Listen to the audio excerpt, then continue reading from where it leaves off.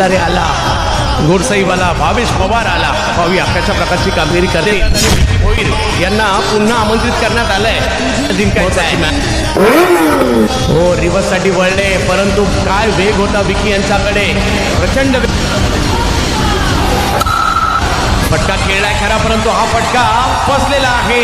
विकी भोईर आपल्या खात्यामध्ये आणि विकी, परंतु हे क्रिकेट आहे, काही होऊ शकतं. फरदीन हो, रिव्हर्स करण्याचा प्रयत्न या ठिकाणी केला. काय वेगात बॉल टाकला यष्टी रक्षकांकडे.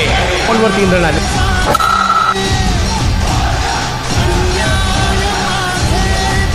पहिल्या मॅच मध्ये जबरदस्त कामगिरी करणारे दिनेश ठाकरे आता